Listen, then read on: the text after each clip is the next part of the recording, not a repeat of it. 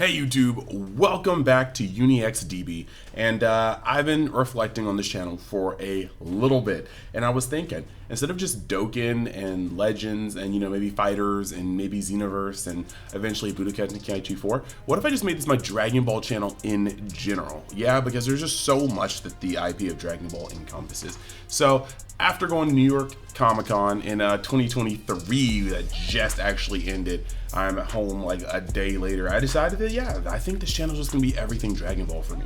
So let us get into it. This is going to be an unboxing. I'm gonna start doing my Dragon Ball figures here, and I'm gonna try to get this right, get this format going on. So if you like the figure, if you like the flow of the video, make sure you give this video a like, comment, let me know if you would go for this figure because it's actually pretty heat. And just know that in the future from this channel, you'll be looking at, I don't know, just like Dragon Ball news when I want to talk about it, like Daima that just dropped. You'll be looking at figures from Dragon Ball. You'll be like looking at Dragon Ball games and all these things. So let's actually hop into this, right? So the figure that I'm going to unbox today is actually going to be a doozy. This is the New York Comic-Con exclusive Figuarts Zero SS3 Dragon Fist Goku. So the first thing I'm going to be doing is just showing off the box. You can already see the artwork on the box is magnificent, right? Just actually amazing to look at. Basically, this figure went on retail at the con for $96 plus tax. I believe it came out to $104 afterwards. And after that, since it's an exclusive, you're probably going to end up finding this on eBay, Amazon, just secondhand from stores selling it. So let's actually unbox this, and after we unbox this, we're gonna be able to go inside of a different camera view and just kind of inspect the figure as a whole. So I'm still trying to figure out how I want to do this, if I want to get my top down camera for the unboxing, because I feel like the unboxing is an important part to these videos, but I also feel like the actual placement and like look of the figure is also very important. So let me know in the comments what you guys like to see, if you guys want a top down view of the unboxing, because we're gonna take it out here and then we're gonna put it on our new like platform and then just show you guys kind of how it'd be looking. Taking it out of the box here.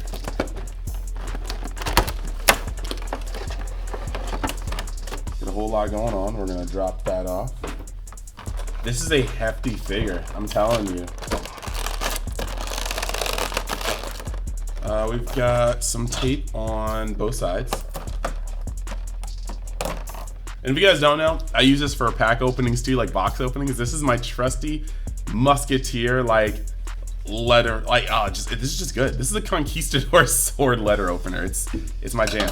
It's my jam. It gets me through everything. So taking him out of the plastic, it looks like the base is big enough for him to sit on his own. But outside of the plastic, this is what we got to look at.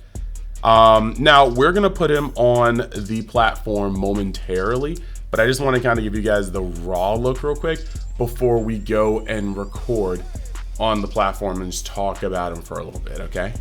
So one moment. All right, so let's actually talk about this figure in general. If you guys have been following me on my UniXDBS, now UniXTCG page, you guys know I'm a lifelong Dragon Ball fan. I have always been a Dragon Ball fan. Look, that's Shenron right there, right there. But we are going to talk about this figure. I may not be the biggest fan of Super Saiyan 3 as a transformation, but my lord, this figure is just amazing. Like, one, I gotta point out, translucent hair on these figures, I've always found to be like a cut above because it gives like a luminescence to it. Like when you have light shining on it, it almost makes the hair glow instead of just being like a flat color, which isn't bad. But I just think that the opacity being lowered on the Super Saiyan hair in particular, I don't think this necessarily works if the hair is like white or maybe even like Broly's hair to be like specific. But with the Super Saiyan transformations, peak. Now next, oh my gosh, the dragon in the Dragon Fist. I cannot be any more just wowed by this. The translucent pieces go so hard. The detail in the dragon's like teeth, mouth, you can see as you go across on this figure, the scales even. There are so many there's minute details that are just like going off on this like figure. I'm like looking at it right now. You guys should be seeing it on my page, but like realistically, the dragon and the dragonfish just looks too freaking good not to be wowed by. And the intensity on Goku's face, sometimes faces can be the hardest parts on a model to actually get right, or a figure to get right, but this is just not the case here. So fact of the matter, let's start breaking it down. At least the battle pose, I'm giving it a 10 out of 10. Realistically, actually I think, wait, shouldn't we just like do this like an actual scale? Like an actual scale, right? Yeah, so let's say that the battle pose is going to be just a 7 Dragon Balls out of 7. That's what we're doing here. 7 Dragon Balls out of 7. That is the battle pose. Past that, we are going to like, well, actually, I guess we still talk about the battle pose, really. We've got the fact that he's hitting the Dragon Fist, one of Goku's most iconic moves, even if it was never canon. And for you guys who are fanning, he used this move for the first time in the Hirudegarn movie. Hirudegarn's that giant cicada cockroach-esque dude that was spawned from Tapion and Minosha. They sealed him away, but they are the two halves to Hirudegarn. And Goku could not use the Spirit Bomb, of course, in the Super Saiyan form, but he could use the Dragon Fist. Now, being a Gohan stan, do not get me started on how Hirudegarn like almost no-diffed Ultimate Gohan, but then was one-shotted by Dragon Fist Super Saiyan 3 Goku. Look, if you know, you know. Power scaling dictates that Super Saiyan 3 Goku was below Ultimate Gohan. Ultimate Gohan, strongest non-fused Z fighter. However, people love Goku, as do I, and this Dragon Fist just goes so absolutely hard. So yeah, the battle pose itself is a 7 Dragon Balls out of 7. It just looks amazing. Goku looks intense. Everything looks sculpted, and the dragon just is looking immaculate. Now moving on to, we're gonna go next. I think we're gonna go moment hype.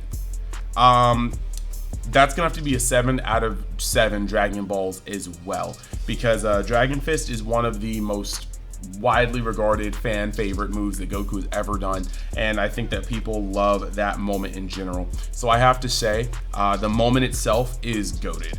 It has to be a 7 out of 7. Dragon Fist is that attack, and people will know the moment and love that moment. Now, when we get over to the next details, I'm gonna say sculpting. I'm gonna put sculpting as its own.